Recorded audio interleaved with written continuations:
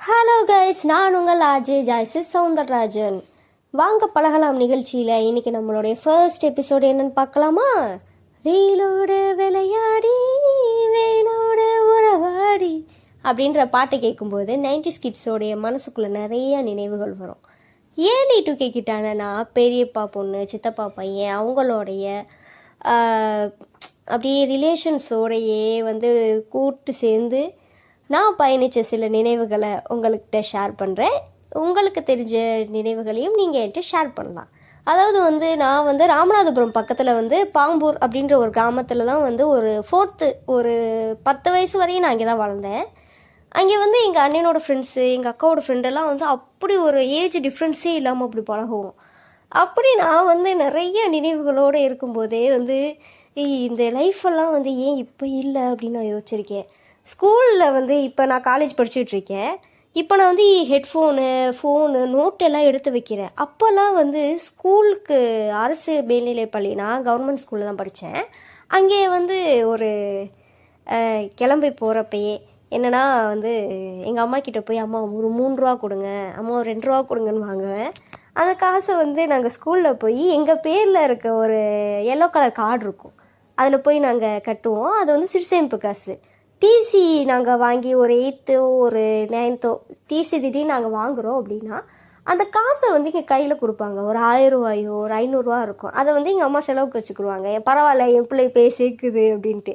சின்ன வயசுலேயே அந்த சிறு சேமிப்பு, அந்த சேகரிப்பு அந்த ஸ்கூலில் சொல்லிக் கொடுப்பாங்க. இப்போலாம் ஏன் அது நிறையா ஸ்கூலில் இல்லை?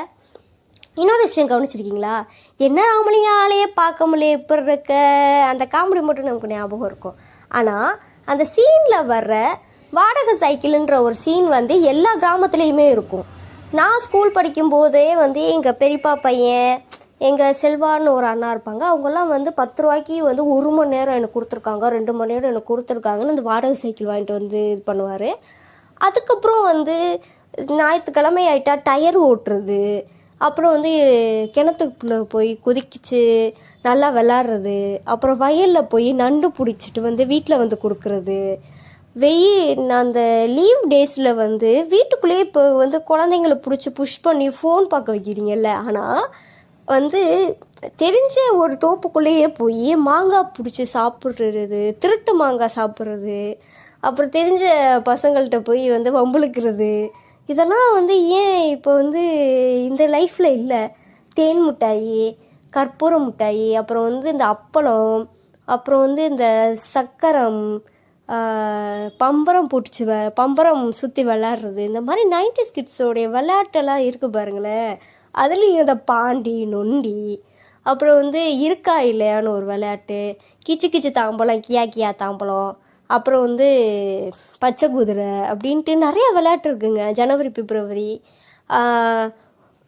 என்ன சொல்கிறது, அந்த மாதிரி நிறையா விளையாட்டு இருக்குது. இதெல்லாம் ஏன் இந்த ஜென்ரேஷனுக்கு இல்லை? அதெல்லாம் நீங்கள் யோசிச்சிருக்கீங்களா? அப்படி 90s கிட்ஸ் எல்லாருமே உங்களோட நினைவுகளை என்கிட்ட நீங்கள் ஷேர் பண்ணணுன்னா என்னுடைய கமெண்ட்ஸில் போய் சொல்லுங்கள். இது ஆர்ஜே ஜாய்ஸ்ரீ வழங்கும் வாங்க பழகலாம். இந்த நிகழ்ச்சி ஃபர்ஸ்ட் எபிசோடு ஆரம்பிச்சிருக்கேன். அடுத்தடுத்து இன்னொரு இன்ட்ரெஸ்டிங்கான எபிசோடோட நான் உங்களை நாளைக்கு பார்க்குறேன். டாட்டா, பாய்.